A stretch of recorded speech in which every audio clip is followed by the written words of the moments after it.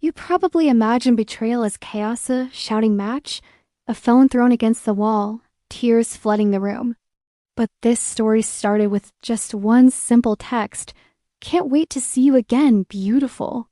Same hotel. That single line shattered everything I thought I knew about my marriage. This isn't a story about anger. It's about control, dignity, and how quiet revenge can sometimes hit harder than screaming ever could.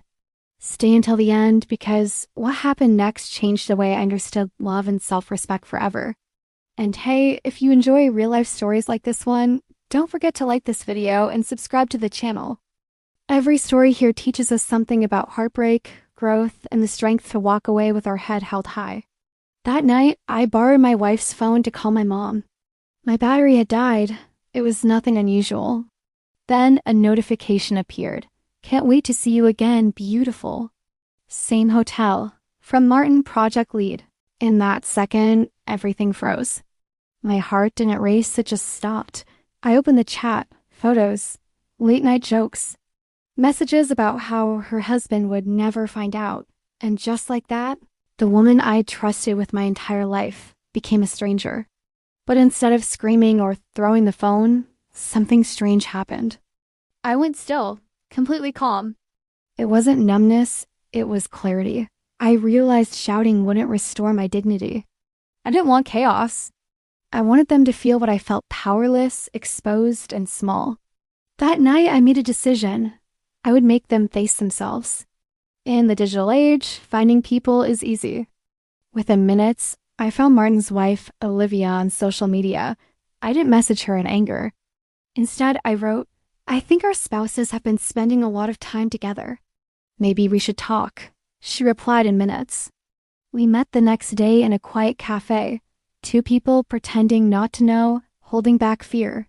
When I showed her the messages, all the color drained from her face. She whispered, "He told me they were just work dinners." I nodded.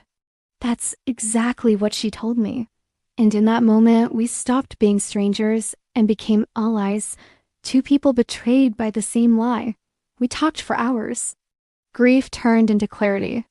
Then came the idea. What if they saw from the outside what betrayal looks like? Olivia hesitated, then smiled faintly. "You want me to be your date and let them find out." "Exactly," I said. Not to hurt them physically or scream in public, but to give them a mirror to show them what it feels like to lose control of their lives. We set the stage.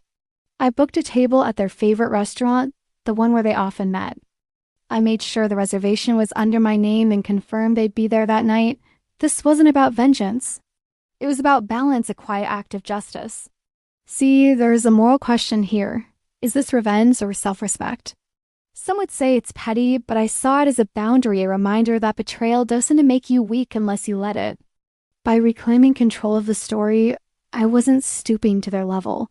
I was standing up from it. That night, Olivia and I dressed to perfection. She wore an elegant black dress. I tailored suit. We walked into that restaurant like we belonged there, laughing softly, touching hands, radiating quiet confidence. From across the room, Emma froze mid-bite. Martin's hand slipped from his fork. Olivia leaned close and said, loud enough for them to hear, "You were right, Daniel. This place is perfect for our first real date." Emma's jaw tightened. I smiled calmly, placing my hand gently over Olivia's. Then the waiter, oblivious to the storm, said to their table, "Would you like your usual wine, Mr. Martin?" The air shattered. Emma stood up, trembling. "Daniel, what is this?" I looked at her, voice low but steady. "A double date. You didn't think you were the only ones allowed to have one, did you?" The restaurant went silent. Olivia turned to Martin with icy calm. "Enjoy your meal, Martin. You'll need the energy for all the explaining later." I stood up, left cash on the table, and said quietly, "We're done here." We walked out while whispers followed us down the stairs. Emma called after me, but I didn't look back. That night, for the first time, she felt what I had felt watching someone you love walk away, not in rage, but in quiet finality. Weeks later, Emma showed up at my door crying. She said she'd ended things with Martin and wanted to fix our marriage. I listened. Then I said, "You broke something you can't fix," and I closed the door. That was the moment I realized this was never about pain, it was about power.